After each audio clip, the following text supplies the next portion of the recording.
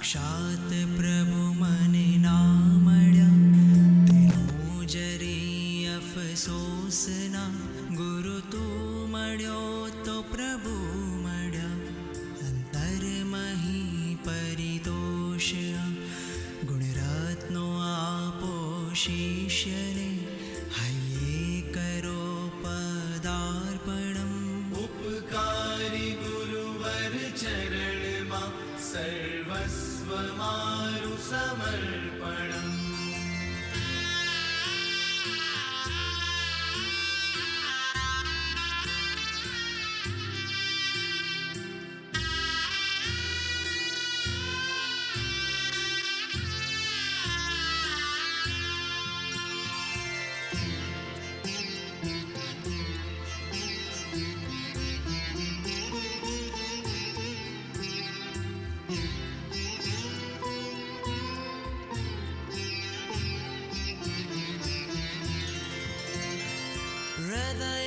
हृदयमाशासन वसेने बुद्धिमा तर्को घणा मुखमही शास्त्रो वसेने आत्ममा निष्पृहना महाव्रतो तणा पालन मही तुझ जीवन निर्मल दर्पणम् उपकारी गुरुवर चरण मा सर्वस्व मारु समर्पणम्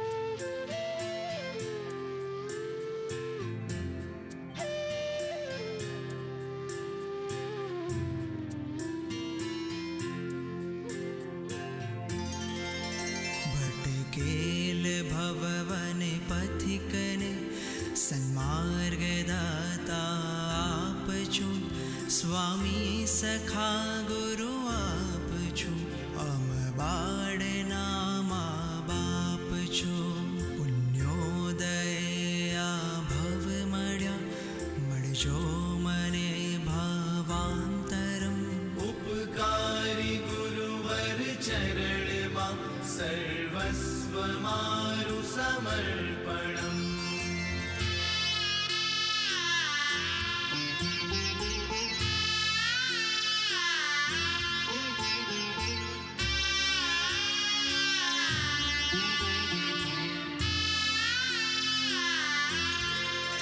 तुझ मौन मा पण बोध छे वैराग्य रस नो धोध छे अतिचारो पर तने क्रोध छे सुखशीलता नो विरोध छे अजोड़ आप गुरु मळ्या छो हर्षे करे मन नर्तनम् उपकारी गुरुवर चरण मा सर्वस्व मारु समर्पणम्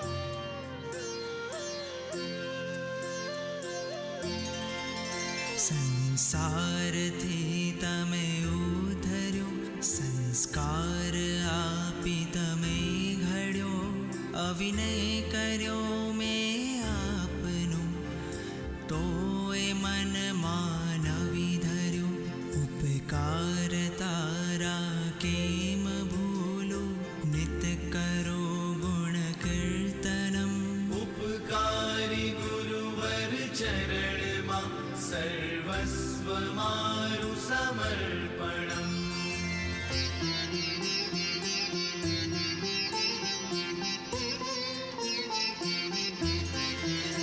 अविनीत ने उधत भले तुझ आज्ञाथी विपरीत भले मोहरायना वशમાં ભલે વિષયો મહી પરવશ ભલે પણ શીશ પર ફરતો રહો આશીષ ભર कर स्पर्शनम उपकारी गुरुवर चरण માં સર્વસ્વ મારું સમર્પણમ.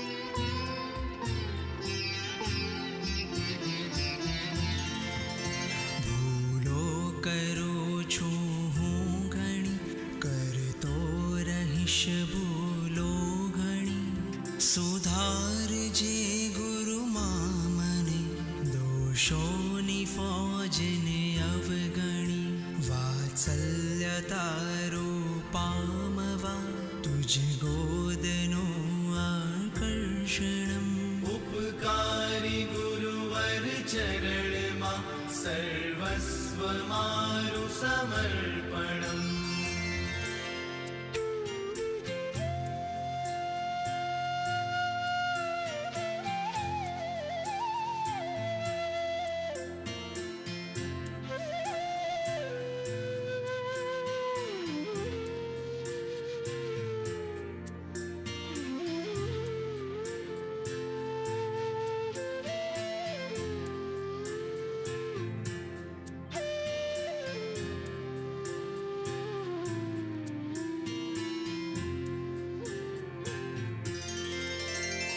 અજ્ઞાનના અંધકારને મિટાવવા સૂરજ તમે દોષ દુશ્મનોને કાઢવા સૈનિક તણી ફરજ તમે માડી બનો મુझ જીવનના વિરાગનું કરો વર્ધનમ. ઉપકારી ગુરુવર ચરણમાં સર્વસ્વ મારું સમર્પણમ.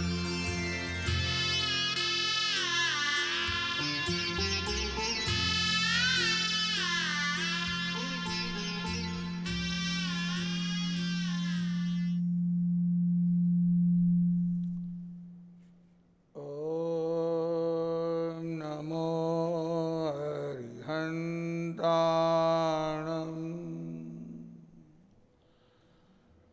ઓમ નમો શ્રી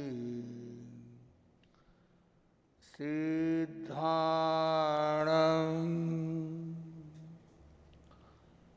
ઓમ નમો આયર્યાણમ. ઓમ નમો ઉવજ્જાયાણમ. નમો લોહી સવ સાહુણમ. એસો પંચ નમોકારો સવપાવ પણાસણો. મંગલાણં ચ સૌવેસીં પરમં હવૈ મંગલમ. નમો જીણાણં જીયભયાણં. જૈનમ જયતિ શાસનમ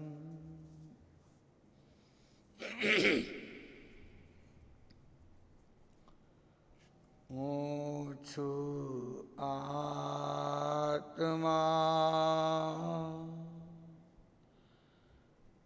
પરમાત્મા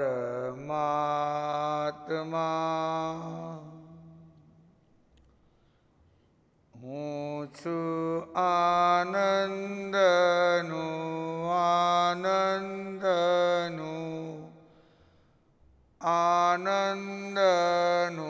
ધામ હું છું આત્મા પરમાત્મા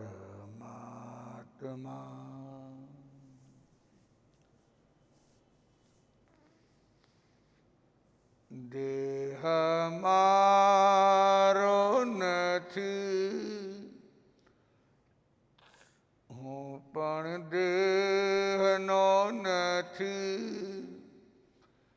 અવિનાશી અરૂપી મારો આત્મા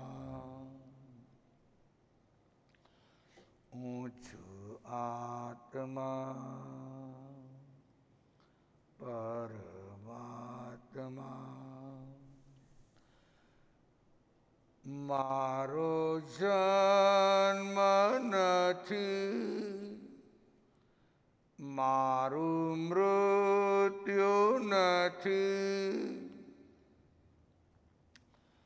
સહજાનંદી શુદ્ધ સ્વરૂપી મારો આત્મા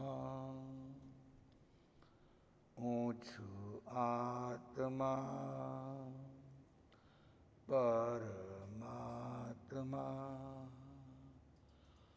હું છું આનંદનું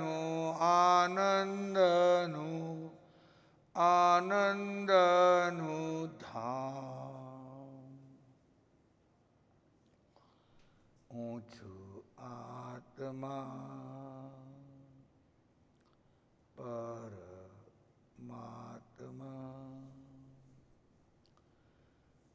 ego me shashavo appa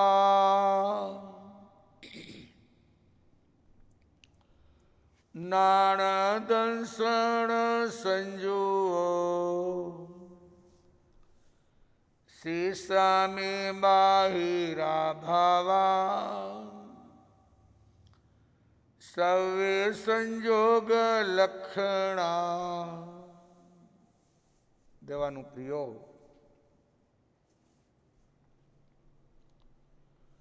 ઉત્તરાધીન સૂત્ર એટલે ભગવાન મહાવીર સ્વામીની અંતિમ દેશના. આપણે આગળમાં જાણી ગયા કે ઉત્તર એટલે શ્રેષ્ઠ અને અધ્યયન ચેપ્ટર, જેમાં શ્રેષ્ઠ અધ્યયન રહેલ છે એનું નામ ઉત્તરાધ્યયન સૂત્ર, જે 4 વિભાગમાં છે: દ્રવ્યાનુયોગ,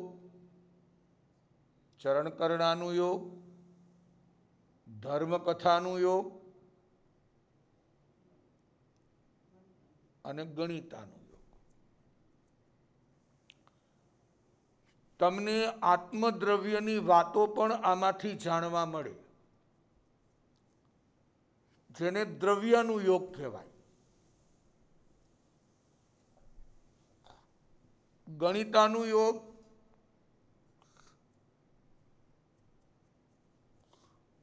ચંદ્ર સૂર્ય એમની ગતિ,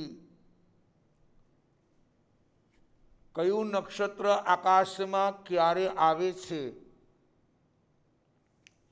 ત્યારે કેટલા વાગે છે, સૂર્યનો પ્રકાશ કેટલો ઉપર ચડે છે અને ત્યારે કેટલા વાગે છે.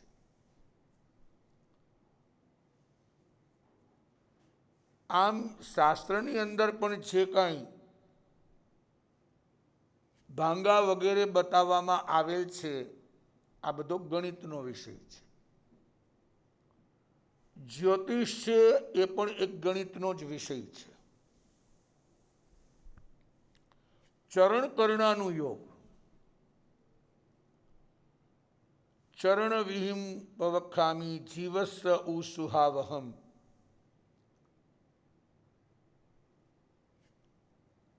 આચરણ, સદાચાર, બી પ્રેક્ટિકલ, જીવનમાં પ્રયોગ કરવો એનું નામ છે ચરણ કર્ણાનું યોગ. ચરણ સિત્તેરી અને કર્ણ સિત્તેરી.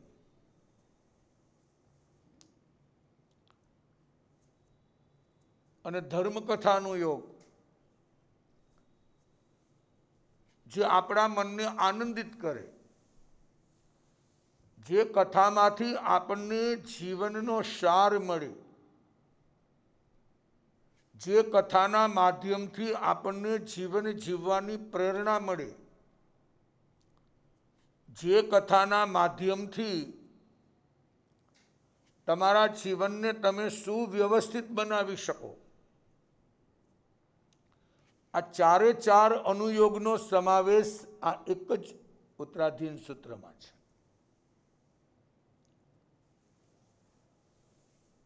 ઓગણીસમું અધ્યયન હતું મૃગાપુત્રનું,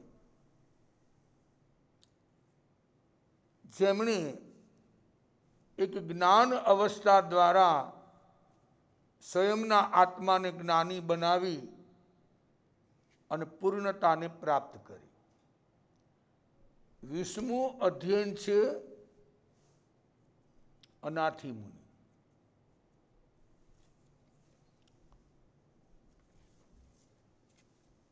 છઠ્ઠું અધ્યયન આપણે આવેલું ક્ષુલ્લક નિર્ગ્રંથ. અને અહીંયા આ જે 20મું અધ્યયન છે એ મહાનિર્ગ્રંથ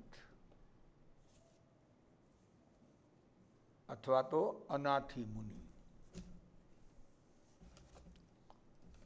મગધ સમ્રાટ શ્રેણિક મહારાજાને સંત દર્શનથી, માત્ર સંત દર્શનથી સમ્યક દર્શનની પ્રાપ્તિ. આવતી 24મીમાં આ 5મો આરો, પછી 6ઠ્ઠો આરો 21,000 વર્ષનો, પછી ઉત્સર્પિણી કાળનો પહેલો આરો 21,000 વર્ષનો, પછી બીજો આરો, અને પછી આવશે ત્રીજો આરો. દરેક ચક્રમાં 6 આરા હોય છે. ઉત્સર્પિણી કાળના 6 આરા, અવસર્પિણી કાળના 6 આરા. અને મહાવિદ્ય ક્ષેત્રમાં કાળનું પરિભ્રમણ નથી. ત્યાં હંમેશા ચોથા આરા જેવા જ ભાવ હોય, કારણ કે ત્યાં હંમેશને માટે તીર્થંકરો ઉપલબ્ધ છે. અત્યારે પણ સિમંદર સ્વામી આદિ 20 વિહરમાન તીર્થંકરો ત્યાં બિરાજે છે. અને ત્યાર પછી એક પછી એમ ત્યાં ક્યારેય વિરહ નહીં પડે. 5 ભરત અને 5 ઐરવત ક્ષેત્રમાં અત્યારે તીર્થંકર એટલે દેવાધિદેવનો વિરહ છે, અત્યારે નથી. એ આવતી 24મીના પ્રથમ તીર્થંકર બનવાના છે.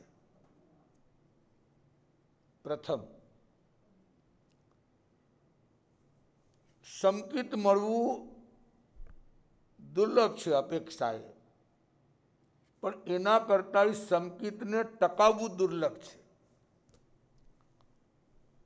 સમ્યક્ત્વ છે એ જ મોક્ષ માર્ગ છે, એ જ આત્માની શુદ્ધિ અને વિશુદ્ધિ છે.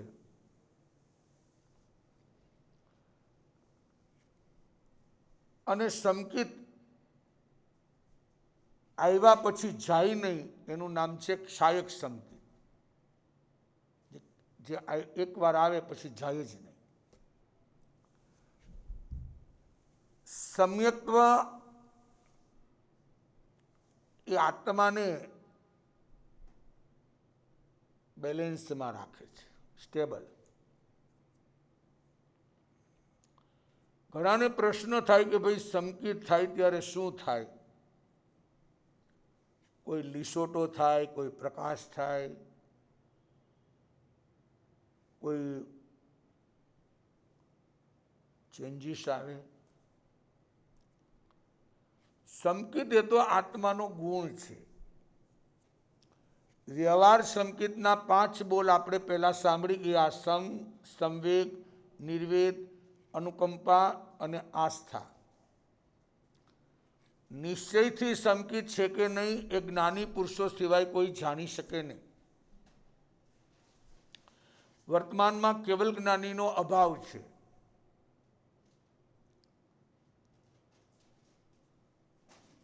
તો વ્યવહાર સંકિતના જે 5 બોલ છે એના ઉપરથી પ્રાથમિક આપણને ખબર પડે, અનુમાન, કે આમની ભૂમિકા સમ્યક્ત્વ તરફ ઢળેલી હોય એવું લાગે છે. એના જીવનમાં સંભાવ હોય, મોક્ષ પ્રત્યેની રુચિ હોય, નિર્વેદ, સંસારમાં બધું જ મળવા છતાં, પુષ્કળ ભોગ સામગ્રી મળવા છતાં, સુખની સુવિધાઓ મળવા છતાં એનું મન એમાં લલચાય નહીં. અનાસક્ત ભાવ. અનુકંપા. કોઈ પણ જીવોના દુઃખને જુએ એટલે હૃદયમાં આમ અનુકંપા છૂટી જાય, કરુણા, કે દરેક જીવને હું કેવી રીતે બચાવું. કોઈ દુખિયારો હોય તો હું એને કેવી રીતે આશ્વસ્ત કરું, એને હું કેવી રીતે સહાયભૂત બનું. અને આસ્થા. જેવો આત્મા મારી અંદર છે એવો જ આત્મા બીજા પ્રાણીઓની અંદર છે. પછી ભલે ને એ ફૂલ હોય, એકેન્દ્રિય, બેઇન્દ્રિય હોય, તેન્દ્રિય હોય, ચૌરેન્દ્રિય હોય કે પંચેન્દ્રિય. મારામાં જેવો આત્મા છે એવો જ આત્મા કીડીમાં પણ છે,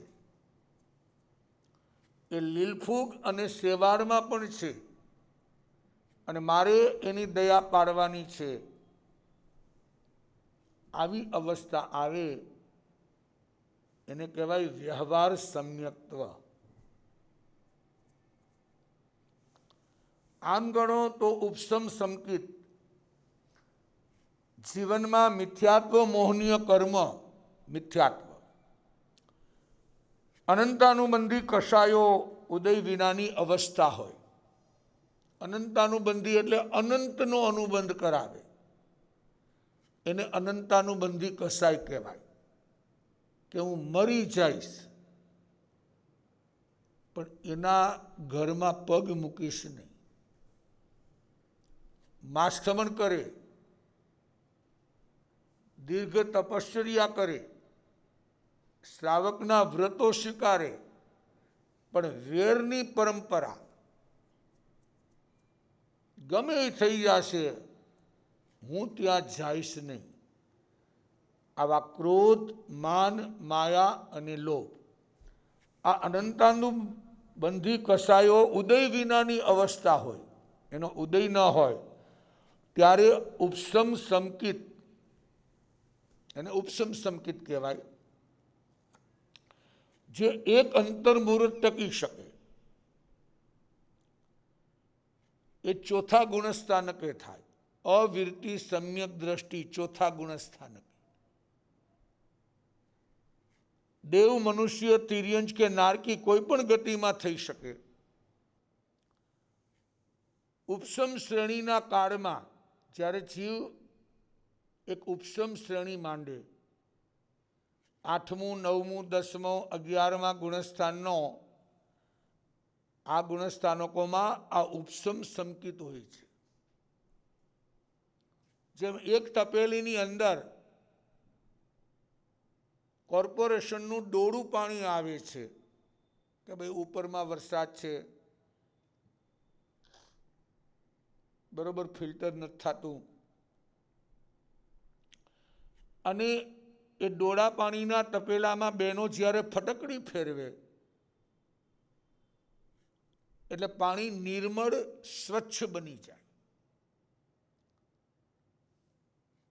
તો પ્રશ્ન એ થાય કે કચરો ક્યાં ગયો?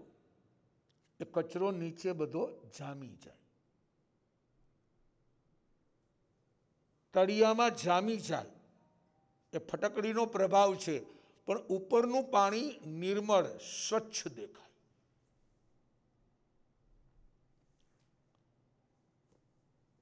એમ ઉપશમ એટલે વિતરાગી ગુણસ્થાનોમાં એનો પ્રવાસ ચાલુ છે. 11મું ગુણસ્થાન એટલે વિતરાગી અવસ્થા, પરંતુ બધું દબાવી દબાવીને જીવ ઉપર ગયો છે. કંટ્રોલ જે કંઈ હતું એને દબાવતો ગયો, એટલે હૈયામાં સંસ્કાર હજી કસાઈના પડેલા છે. કસાઈના કણિયા નેસ્ત નાબૂદ થયા નથી. જેમ ફટકડીથી ડોળ બેસી ગયો છે, કચરો બેસી ગયો છે, એમ અંદરમાં હજી કચરો પડેલો છે, પણ અત્યારે શાંત પડી ગયું છે. તો સાધના કરવી તો એવી કરવાની કે ચોપડો ચોખ્ખો થઈ જવો છે.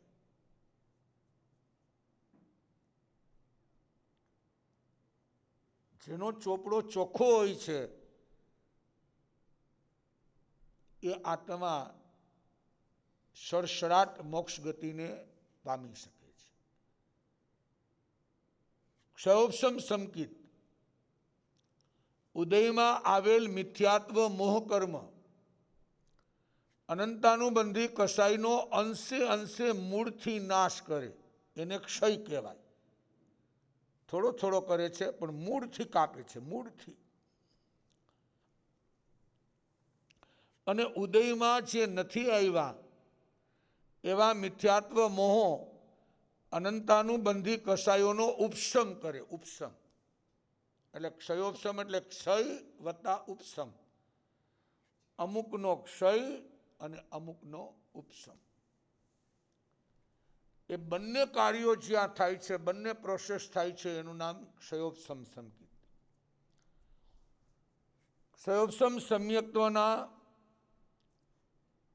સંકિત મોહનીય કર્મનું વેદન થતું હોવાથી એને કેટલાક વેદક સમ્યક્ત્વ પણ કહે છે.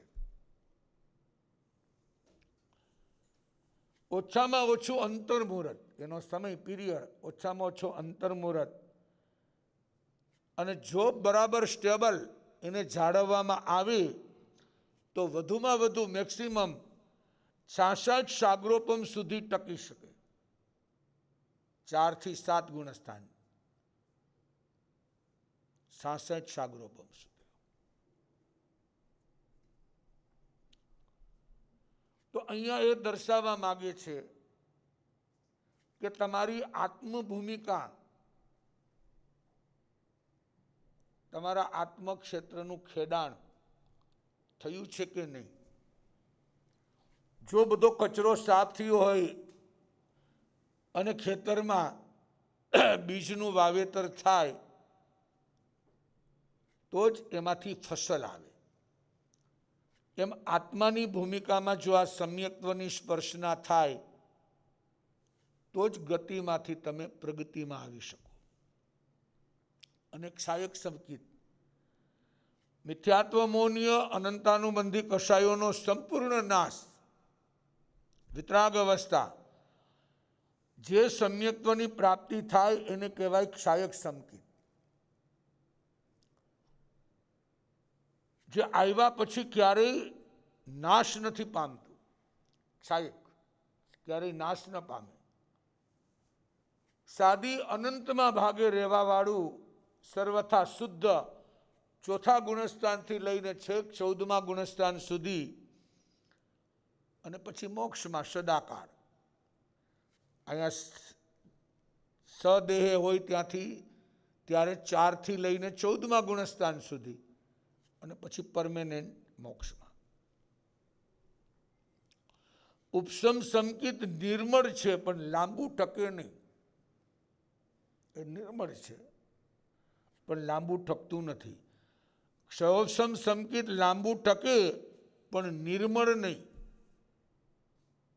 અને કાયમ પણ નહીં, પરમેનન્ટ નથી. ક્ષાયક સંકિત જે છે એ નિર્મળ પણ છે અને કાયમ ટકે છે, પરમેનન્ટ. બસ. એટલે જ્ઞાની સમજાવે છે કે સાધનાનો આરંભ ઉપસમ સંકિતથી થાય. પહેલા તો કસાયોને મંદ પાડવા પડે. સાધનાનો વિકાસ ક્ષયોપસમ સંકિતથી થાય. કેટલાક કસાયોને તમે ક્ષય કર્યા છે અને કેટલાકને ઉપસમ. અને સાધનાની પરાકાષ્ઠા અને પૂર્ણતા એક ક્ષાયક સમ્યક્ત્વથી, બસ એન્ડ આવી ગયો. ક્ષાયક સમ્યક્ત્વ એટલે એન્ડ. ત્રણેય સંકિત આવશ્યક છે, ઉપકારી છે અને આરાધ્ય છે. જીવની જેવી જેવી કક્ષા હોય એવી એવી કક્ષા પ્રમાણે એની આપણને જરૂર પડે છે. આ સંસાર ભોગવવા જેવો નથી. આ મોક્ષ તત્વ છે, એ સુંદર છે, રૂડું છે. સંસાર છોડવા જેવો છે, સંયમ લેવા જેવો છે, મોક્ષ મેળવવા જેવું છે, સુખ છોડવા જેવું છે અને દુઃખ વેઠવા જેવું છે. આવા ભાવોમાં જ્યારે આત્મા તરબોળ બને છે ત્યારે સમ્યક્ત્વની ભૂમિકા આવે છે.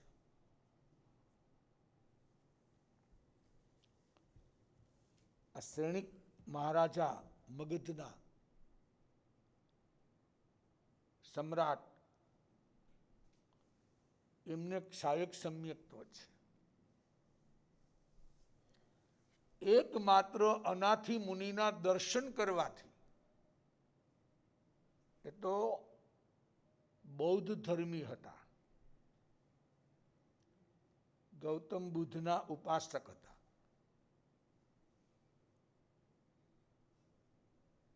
પણ એમને આ અનાથી મુનિનો ભેટો થયો. અને ગ્રંથકાર કહે છે જેના કારણે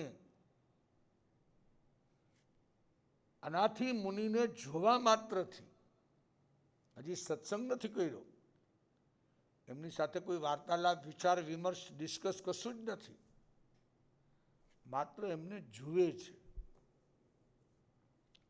અને કહેવાય છે કે સમ્યક દર્શનની પ્રાપ્તિ. મહાવીર પ્રભુનો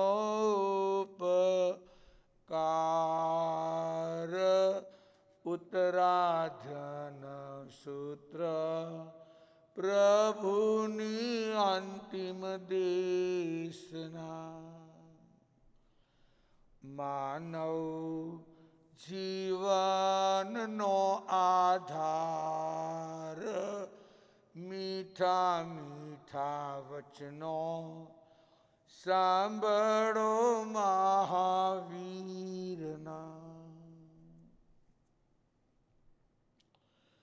વિષમ અધ્યન મુનિ અનાથી પુણ્યોદયમાં જાગ્યા. આંખની વેદના ભોગની વયમાં ત્યાગ માર્ગમાં દોડ્યા.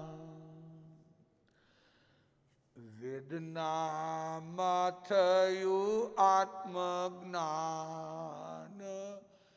મીઠા મીઠા વચનો સાંભળો મહાવીરના.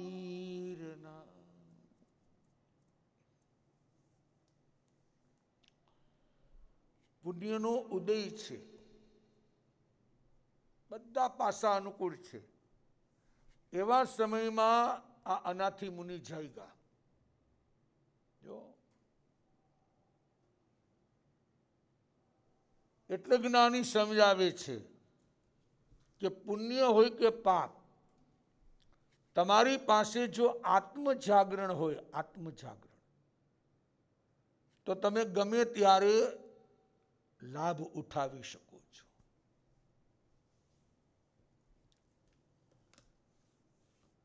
આ મગધ સમ્રાટ શ્રેણિક મંડી કુક્ષી નામના ઉદ્યાનમાં એક ફરવા માટે નીકળેલા રૂટીનમાં. એ ઉદ્યાનને નંદનવનની ઉપમા આપી છે. ઉદ્યાન એ પ્રકારનું કે જાય એટલે મનને પ્રમોદિત, આનંદિત કરે. શ્રેણિક મહારાજાના હૃદયમાં અનેરો આનંદ છે, જાણે કે કંઈક સારું થવાનું હોય એવા એંધાણ દેખાય છે. આપણે કહીને ભાઈ આજે આંખ ફરકે છે તો કંઈક લાભ થશે. સામુદ્રિક શાસ્ત્રના નિયમ પ્રમાણે શરીરના અંગોપાંગ ફરકવાથી શું શું લાભ છે બધે અલગ અલગ બતાવ્યું છે. પણ વ્યક્તિ એક અનુમાન કરે, અનુમાન. એમ આમને પણ કંઈક એવા સરસ મજાના એંધાણ દેખાય છે. મન પ્રફુલ્લિત છે, પ્રસન્ન છે.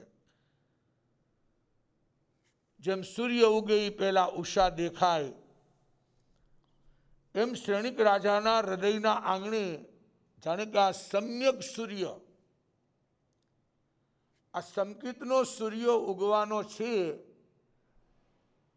જેમ આપણે ચંદનના બગીચામાં જાય તો શું થાય? આ મન પ્રસન્ન પ્રફુલ્લિત બની જાય. મૈસૂરના બધા બગીચાનું ખાલી દ્રશ્ય આપણે જોઈ દૂરથી તો પણ આપણું મન ઘડી બે ઘડી સ્થિર બની જાય. એક સરખું આમ વાતાવરણ હોય, એક સરખી બધી વનરાજી. એમ જ્યારે આપણે ચંદનના બગીચામાં જઈએ તો આપણને શીતળતા મળે, અને બાવના ચંદનનું એક ટીપું, એક બિંદુ ઉકળતા તેલમાં નાખે તો એ તેલને શાંત કરી દે. શીતળતા, શીતળતા, શીતળતા. જો દરેક પદાર્થોની એક તાકાત હોય છે. સંતને જોતાની સાથે ભાવમાં ભરતી ભરતી ભરતી શ્રેણિક મહારાજાને એનું મસ્તક જાણે કે સંત ચરણની અંદર ઝૂકી ગયું. સંતો ધ્યાનમાં છે, એને ખબર નથી અહીંયા કોણ આવે છે, કોણ જાય છે. એ તો એની મસ્તીમાં છે, મસ્તીમાં. એક ધ્યાનસ્થ અવસ્થામાં એની પાસે જ્ઞાન છે એટલે ધ્યાનમાં સ્થિર છે. આપણે બધા ધ્યાન ધરીએ છીએ પણ નોલેજ તો છે નહીં, જ્ઞાન તો છે નહીં. ધ્યાનમાં ચિંતન શેનું કરવું? ક્યારેક ધર્મ ધ્યાનનો કૌશક વાંચો છે કે તમ ધમ્મ જાણે, કે ધર્મ ધ્યાન શું છે. અણાવી છીએ, અવાગવી છીએ, વિવાગવી છીએ, સંઠાણવી છીએ કે આ જીવ સંસારમાં સુખ દુઃખ શા થકી પામે છે. આમ વિચાર આવે તો આપણને સમજાય કે જીવે જેવા રસે કરી કર્મ બાંધ્યા છે એવા જ રસે કરી જીવને આ કર્મ ભોગવવા પડે છે. જો ભાઈ, તારા સુખ દુઃખનો આધાર તું સ્વયં છો, બીજાને શા માટે દોષ આપે છે? આ ધ્યાનની અંદર આ ચિંતવન કરવાનું છે કે મને એમ થાય છે કે મને આમ કહે છે, મને આમ સંભળાવે છે, મારી કદર નથી, મારી ઇજ્જત નથી. અરે ભાઈ, એનું કારણ છે કે તારો ઉદય એવો છે. ભલે સામેવાળા વખોડીને કર્મ બાંધી રહ્યા છે, પણ હવે એમને કર્મ બાંધવાના નિમિત્ત જોઈ છે, અને આપણે કર્મ છોડવાના નિમિત્ત જો એવી આપણી સમ્યક દ્રષ્ટિ આવે તો એક પણ જીવનમાં નવું કર્મ બંધાય નહીં. માત્ર તમારી દ્રષ્ટિને પરિવર્તિત કરો. અહીંયા એવી દશા બને છે કે સંતને જોતાની સાથે એને ભાવનામાં ભરતી આવે.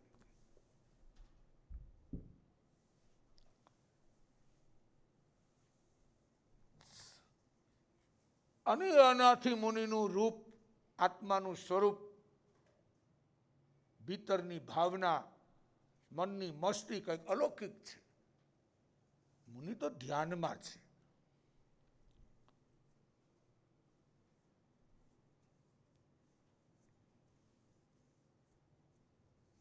સૈનિક રાજા પણ કોઈ સામાન્ય નહોતા.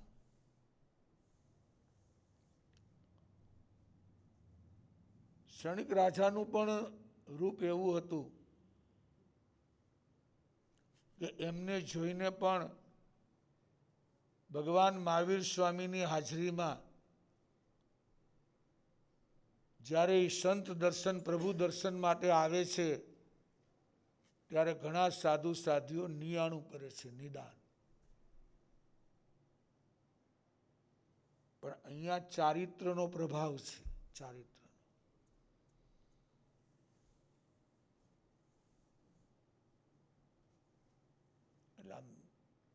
અહો વન્નો, અહો રૂવો, અહો અજ્જસ સોમયા.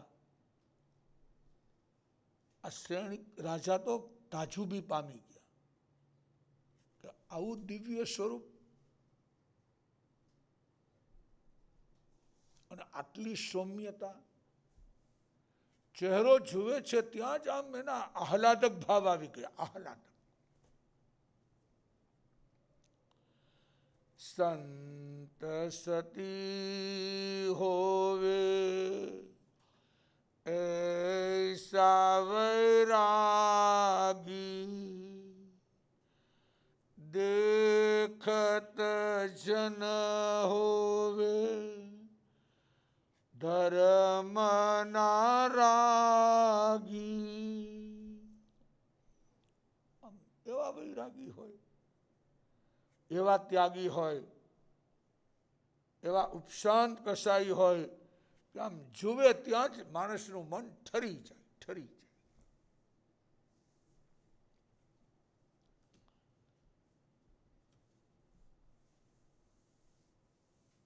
જ્યારે જિનેશ્વરના વચન અવગ્ર, ઈહા, અવાય, ધારણા એકાકાર બની જાય, એકાકાર, અને એ વચનોને હૃદયથી આમ એકાગ્રચિત્તે સાંભળવામાં આવે. એકાગ્રચિત, દચ્ચિત, બીજું ક્યાંય ધ્યાન ન હોય તો શાસ્ત્રની વાત, એમાં આવતા ભાવો એની ધારણા થઈ શકે અને ઉત્તરાધ્યયન સૂત્રના ભાવો આત્મસાત થઈ જાય. આત્મસાત એવી તાકાત છે.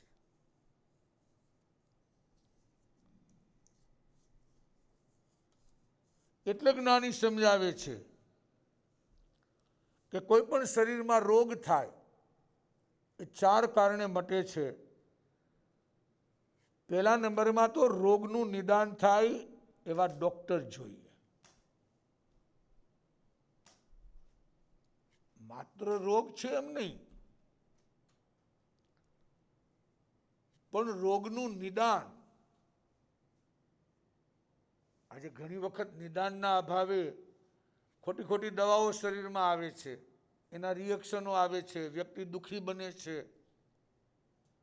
તો અહીંયા સમજાવે છે કે પહેલા તો રોગનું નિદાન થાય એવા ડોક્ટર જોઈએ.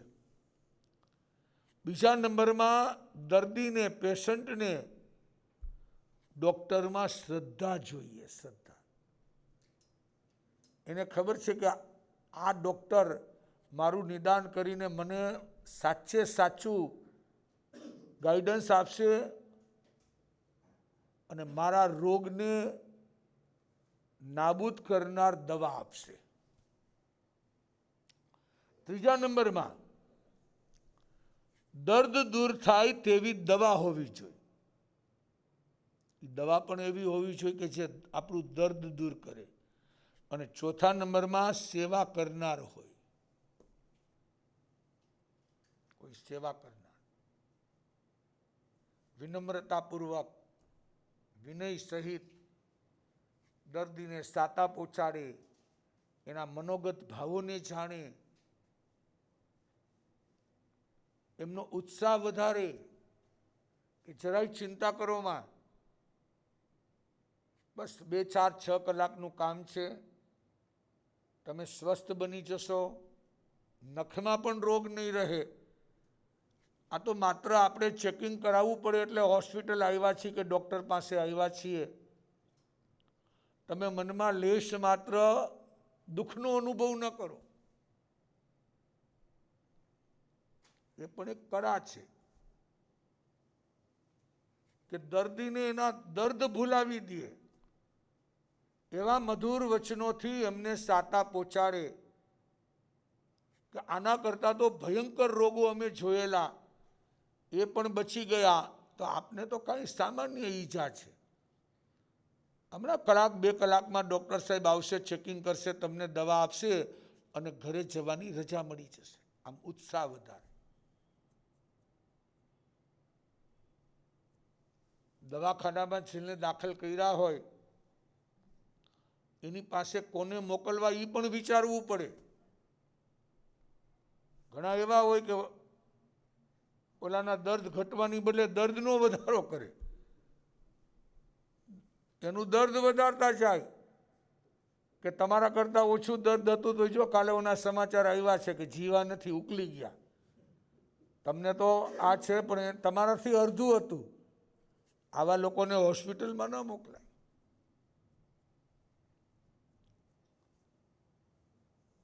એટલે 4 બોલ હોય. રોગનું નિદાન કરે તેવા ડૉક્ટર, સેકન્ડ નંબર. દર્દીને ડૉક્ટર પ્રત્યે શ્રદ્ધા હોવી જોઈએ, થર્ડ નંબર. દર્દ દૂર થાય તેવી દવા, અને 4 નંબર સેવા કરનાર યોગ્ય પાત્ર હોય. તો દર્દી સ્વસ્થ બને. આ 20મું અધ્યયન જેના સંબંધી છે એ ગુણ સુંદર. ઘણી વખત આપણે એની વાતો અવારનવાર સાંભળી ગયા અને અવારનવાર સાંભળતા પણ હશો. જ્યારે એવા પ્રસંગો આવે ત્યારે આપણને થોડી ઘટનાઓ સાંભળવા મળે. કારણ કે અનાથી મુનિ છે એ ઉત્તરાધ્યયન સૂત્રનું ટોપ મોસ્ટ સુપ્રસિદ્ધ પાત્ર છે.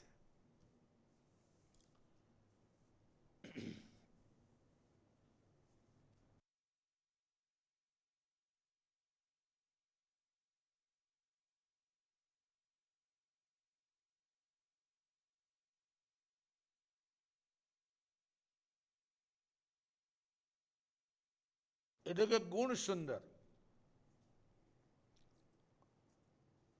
એ ગુણ સુંદરનો આત્મા દેવલોકમાંથી ચ્યવીને જ્યારે મનુષ્ય લોકમાં આવતો હતો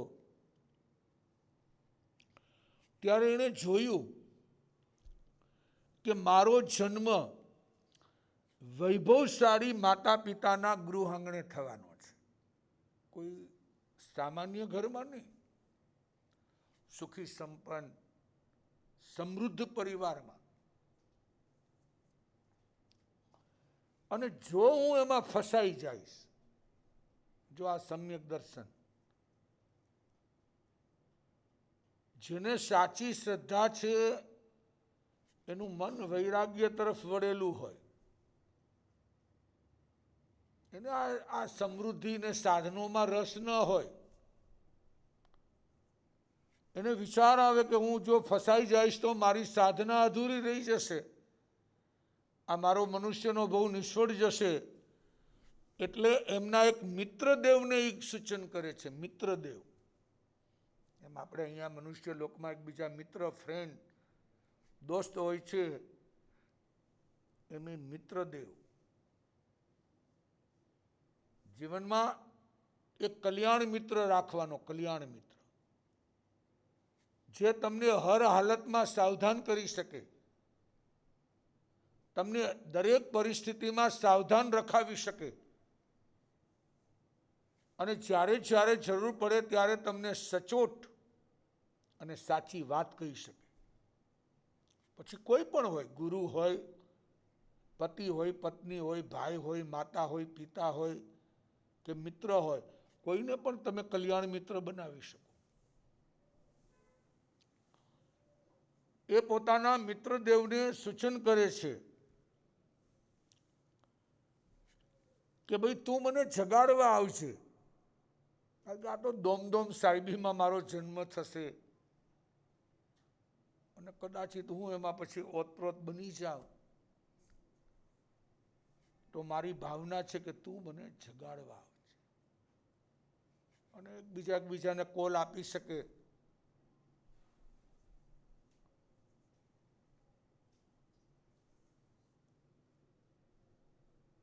અને ગ્રંથકાર બતાવે છે કે જ્યારે આ ગુણ સુંદરનો જન્મ પ્રબુદ્ધ સંચય નામના પિતાને ત્યાં થયો છે, ત્યારે આ મિત્રદેવ એમને આંખમાં વેદના ઉત્પન્ન કરાવે છે. આંખમાં એનો પ્રયત્ન એને જગાડવા માટે છે કે ભાઈ હવે સમય આવી ગયો છે, તક આવી ગઈ છે, હવે નીકળી જાઓ. હવે આ સંસારમાં રહેવા જેવું નથી, સંસારમાં ખૂંચવા જેવું નથી. અને એ આંખની વેદનાને કારણે સ્વપ્ન સૃષ્ટિમાં આવી અને આ ગુણસુંદરને દેવ સમજાવે છે કે ભાઈ આ તો મેં તને જે વચન આપેલું એ વચન પાલન માટે જ આમ કર્યું છે કે મારું આપેલું વચન નિષ્ફળ ન જાય. અને એ સમયે ગુણસુંદર દ્રઢ સંકલ્પ કરે છે. દ્રઢ સંકલ્પ. જીવનમાં કોઈ પણ કાર્ય કરવું હોય તો દ્રઢ સંકલ્પ અતિ જરૂરી છે. જો તમારો સંકલ્પ નહીં હોય તો તમે ક્યાંય સક્સેસ, સફળ નહીં બનો. નાનું કે મોટું કોઈ પણ કાર્ય તમારે કરવું છે, તમારે લાખપતિમાંથી કરોડપતિ થવું હોય તો દ્રઢ સંકલ્પ જોશે કે જેટલા કષ્ટો આવશે, જેટલા પ્રોબ્લેમ આવશે, જે આવશે એ બધું સહન કરીને મારે એક વખત આગળ વધવું છે. જેનાથી અઠાઈ નથી થતી એને સંકલ્પ કરવો પડશે. ગમે એ થાય, વોમિટ થાય, માથું દુખે, ચક્કર આવે, મારે જીવનમાં એક વખત અઠાઈ કરવી જ છે. કોઈને વર્ષી તપ કરવો છે તો વર્ષી તપનો દ્રઢ સંકલ્પ કરવો પડશે. કોઈ પણ જીવનમાં તમારે લક્ષ્યને હાંસલ કરવું છે તો એનો દ્રઢ સંકલ્પ હોવો જોઈએ. દ્રઢ સંકલ્પ. ગુણ સુંદર અહીંયા દ્રઢ સંકલ્પ કરે છે કે ગમે તે થઈ જાય. જ્યારે મારા મિત્ર દેવે, કલ્યાણ મિત્રએ મને જાગૃત કર્યો છે, સજાગ કર્યો છે, તો હવે મારી આ આંખની વેદના શાંત પડી અને મારે પ્રભુ મહાવીરના ચરણોમાં, એના શરણોમાં મારું જીવન ઝુકાવી દેવું છે. ભલે પરિવારો, સગા વાલા, સ્નેહી, માતા પિતા, પત્ની બધા ભલે ઘરને ઘેરી વળે, પણ મારે મારા સંકલ્પની સિદ્ધિ કરવા માટે મારે આ સ્ટેપ ભરવું જ પડશે. અને એવા સમયમાં આ દ્રઢ સંકલ્પના કારણે એક જ માત્ર સંકલ્પ,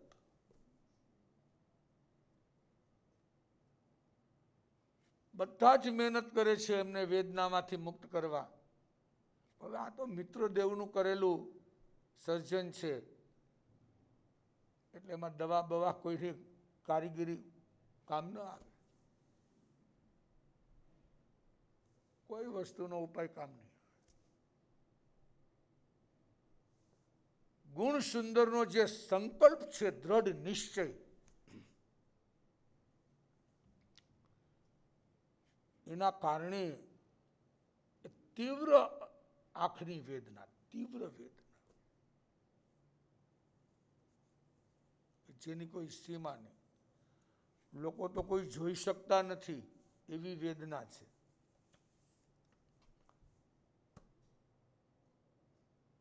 અને એક દ્રઢ સંકલ્પના કારણે, આ બધું મિત્રદેવનું સર્જન છે,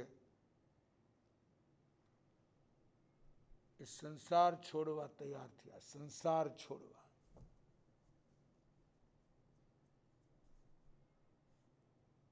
વૈદો, હકીમો, પિતા તરફથી ખુલ્લી ઓફર છે કે જેટલું જોઈતું એટલું લઈ જાઓ, જે જોઈએ એટલું લઈ જાઓ, પણ મારા પુત્રની આંખની વેદનાને શાંત કરો. બધાએ હાથ ઊંચા કરી દીધા. કાંઈ અમારાથી થઈ શકે એમ નથી.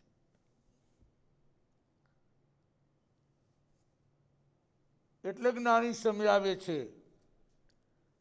કે આપણે કદાચિત ભાઈ સંયમના માર્ગે ન જઈ શકીએ, પણ એવો દ્રઢ સંકલ્પ કરો કે મારે સમ્યક દર્શન તો આ ભવમાં પ્રાપ્ત કરવું જ છે, કરવું જ છે ને કરવું જ છે.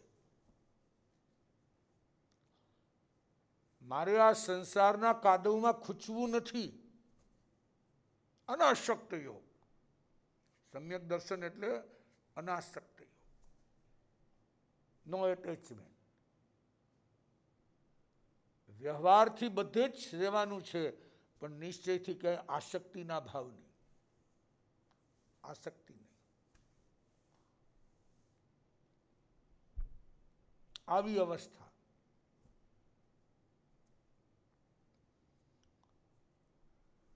સમ્યક દર્શન મેળવીને જંપવું છે, અને સમ્યક દર્શન મેળવ્યા વિના મારે જવું જ નથી. મોક્ષ માગવાની જરૂર નથી.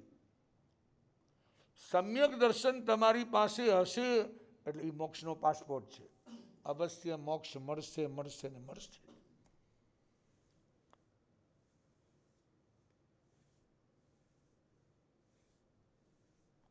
અને એ સમ્યક દર્શન આવ્યા પછી એને સાચવવા માટે, એને સુરક્ષિત રાખવા 24 કલાક આત્માની સાથે તમારે વાતો કરવી પડશે. 24 કલાક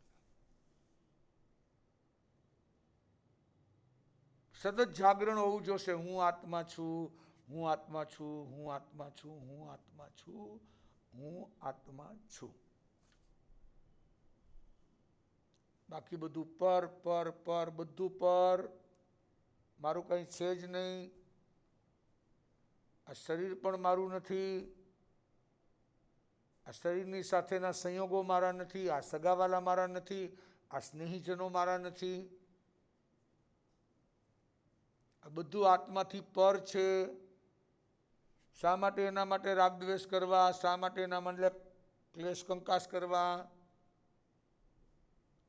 આવી જ્યારે દ્રષ્ટિ આવે છે ત્યારે એને તત્વ સમજાય છે. અપાકત્તા વિકત્તાય. આત્મા જ કર્મનો કર્તા છે અને આત્મા જ કર્મનો ભોગતા છે. હવે એના મનની શ્રદ્ધા મજબૂત બની ગઈ. અત્યાર સુધી એમ માનતો હતો કે આ ઈશ્વર બધું કરે છે, ઈશ્વર દુઃખ આપે છે, ભગવાન મને આમ કરે છે, ભગવાન મારું આમ કરે છે. ભગવાન કંઈ કરતા નથી. તારા સ્વયંના કર્મ બધું કરાવે છે. તારા કર્મ. સમ્યક દર્શન આવે એટલે આ શ્રદ્ધા કેળવો કે જે કંઈ બની રહ્યું છે એ મારા સ્વયંના કર્મના ઉદયથી બને છે.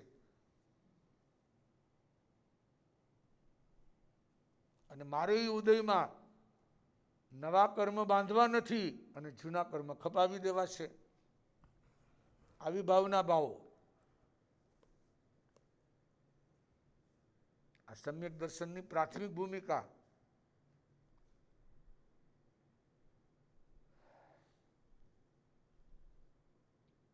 છ બોલ બતાવે છે.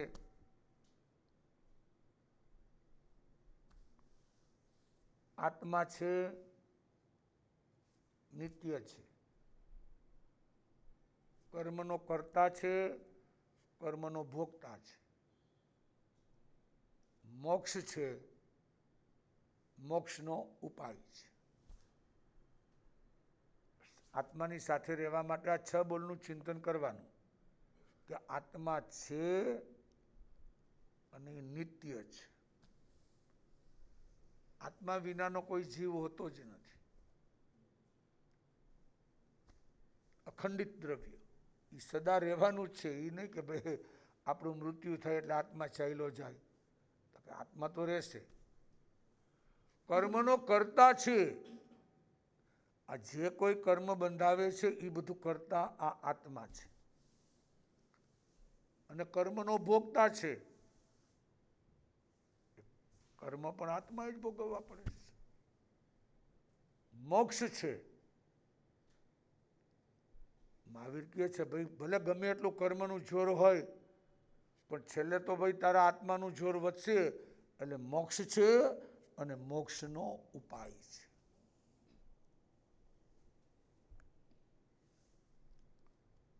પુરુષાર્થ કરવો એ ઉપાય. અશુભમાં ન જવું, કસાઈમાં ન જવું, ઇન્દ્રિયોના વિષયમાં ન જવું, આ બધો પુરુષાર્થ. આખી લાઈફસ્ટાઈલ બદલી જાય, જીવનના ધારાધોરણ બદલાઈ જાય. એટલે જ્ઞાની અહીંયા સમજાવે છે કે આત્મા છે, નિત્ય છે, એનો નાશ થયો નથી, કોઈ કાળે થવાનો નથી. એ જ કર્મનો કર્તા છે અને એ જ કર્મનો ભોગતા છે. માટે બીજાને દોષ દેવાનું બંધ કરો. મોક્ષ છે તો મોક્ષનો ઉપાય પણ છે. મોક્ષનો ઉપાય પણ છે. આ 6 બોલની શ્રદ્ધા. આત્મા છે, નિત્ય છે, કર્મનો કર્તા છે, કર્મનો ભોગતા છે, મોક્ષ છે અને મોક્ષનો ઉપાય છે. આનું ચિંતન કરો. ચિંતન. મારો આત્મા તો નિત્ય છે, શાશ્વત છે, એનો કદી નાશ થયો નથી ને નાશ થવાનો નથી. એ જ કર્મ કરે છે, એ જ કર્મ બાંધે છે અને એ જ કર્મ છોડે છે. આત્મા છોડે છે. જે છે એ આત્મા ઉપર આખી રમત છે. અને 5મા નંબરમાં કહે છે મોક્ષ છે, મોક્ષનો ઉપાય છે. માત્ર મહાવીરે મોક્ષ બતાવ્યો નથી, મોક્ષનો સડસડાટ ઉપાય બતાવ્યો. જ્ઞાન, દર્શન, ચારિત્ર, તપ દ્વારા તું તારા આત્માને મોક્ષગામી બનાવી શકે. તા ગુણ સુંદર આંખની અસહ્ય વેદના અને એમાંથી મુક્ત થવા માટે એને સંકલ્પ કર્યો છે. એ સંકલ્પ કેવી રીતે આગળ વધશે, કેવી રીતે સિદ્ધ થશે એ આપણે આગળ જાણશું. પણ આપણું લક્ષ્ય કરજો કે આ ભવમાં મારે સમ્યક દર્શન મેળવીને જવું છે. બીજું કાંઈ મળે કે ન મળે, પણ જે મને મોક્ષનો પાસપોર્ટ અપાવે છે, જે મને મુક્તિ સુધી લઈ જનાર છે, જે મને સંસારમાં જીવાડતા પણ કર્મનો નવો બંધ નથી કરાવતો, એવું સમ્યક દર્શન મારે આ ભવમાં પ્રાપ્ત કરીને જ જવું છે. એવો નિર્ણય કરો, નિશ્ચય કરો. તો એ સમ્યક દર્શન આપણને અવશ્ય પ્રાપ્ત થશે. આપણે તો વ્યવહાર સમ્યક દર્શન નિશ્ચયથી તો જ્ઞાની જાણે છે, પણ એમનો થર્મોમીટર બતાવે છે અનંતાનુબંધી ક્રોધ, માન, માયા, લોભ. આ કસાયો જ્યારે નબળા પડે એ પછી તમારો આત્મિક વિકાસ થાય. તો આવો આત્મિક વિકાસ સાધવા માટે આપણે પ્રયત્નશીલ રહેવાનું. આ 20મું અધ્યય નનાથી મુનિનું આગળ શું શું ઘટના ઘટશે એ આપણને દેખાડશે. આપણે તો બસ એનું વાંચન કરી વિશ્વમાં અધ્યયનનું ને ચિંતન મનન કરવાનું છે. ચિંતન મનન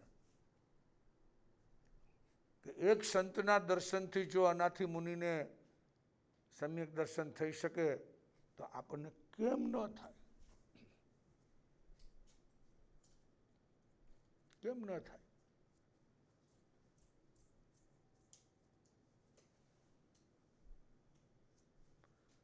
આવો જ્યારે આપણો પ્રયત્ન બનશે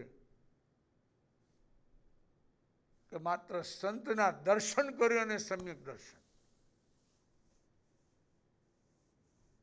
આ મહત્તા વિશ્વમાં અધ્યયનમાં બતાવી, તો આપણે પણ આ 6 બલ ઉપર બરોબર થિંકિંગ કરવાનું છે. આત્મા છે, નિત્ય છે, કર્મનો કર્તા છે, કર્મનો ભોગતા છે, મોક્ષ છે અને મોક્ષનો ઉપાય છે. એના ઉપર ચિંતન મનન થશે તો આપણને આત્મતત્વની ઓળખાણ અને પીછાણ થયા વિના રહેશે નહીં.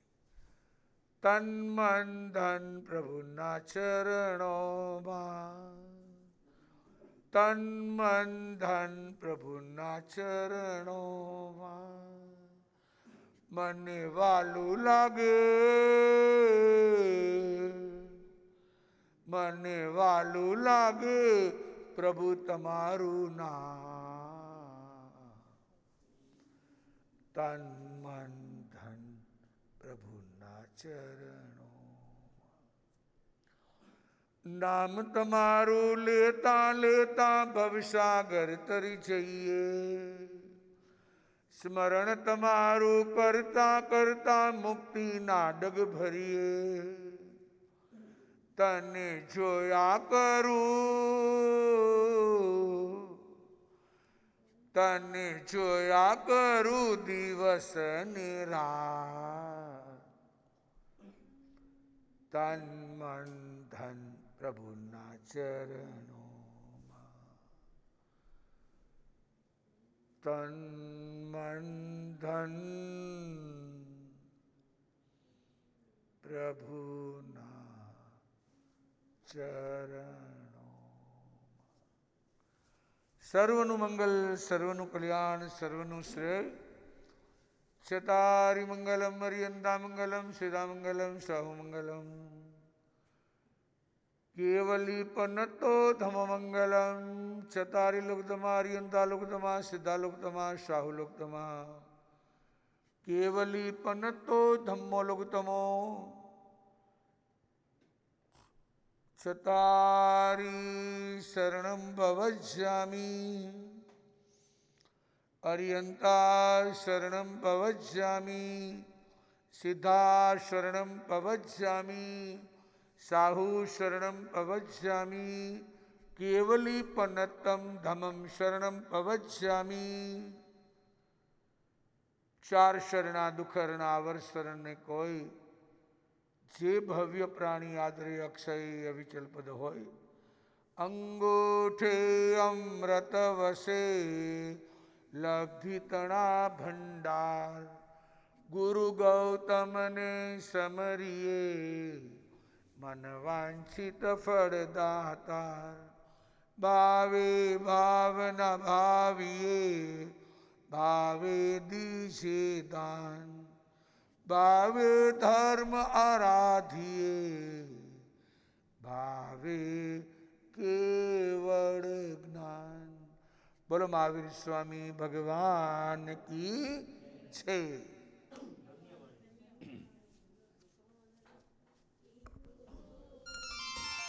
મુજને ગુરુ ભગવંત મળ્યા, મુજને સાચા સંત મળ્યા, જાણે કે અરિહંત મળ્યા, જાણે કે અરિહંત મળ્યા.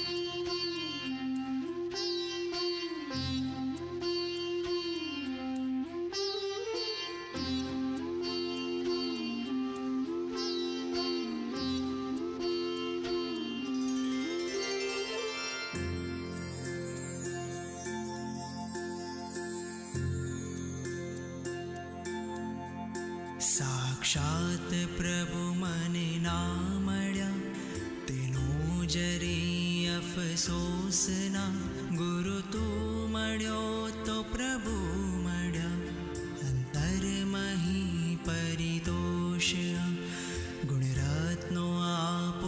शिष्यने हये करो पदार्पणम् उपकारी गुरुवर चरण मा सर्वस्व मारु समर्पणम्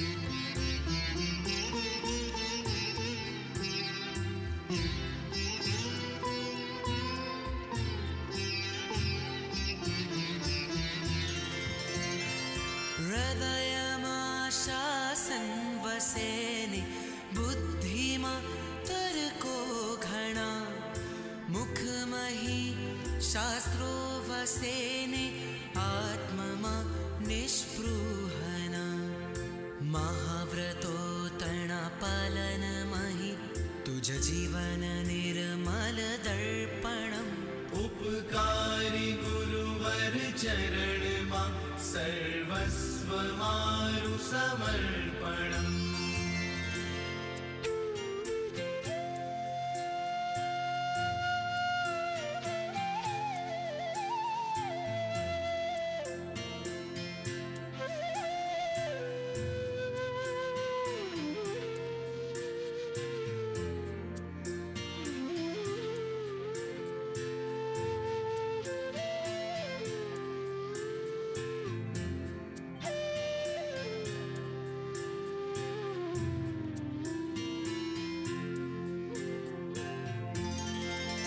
भटकेल भववने पथिकने सन्मार्गदाता आप छो स्वामी सखा गुरु आप छो अम बाळना मा बाप छो पुण्योदय आ भव मळ्या मळजो मने भावांतरम् उपकारी गुरुवर चरण मा सर्वस्व मारु समर्पणम्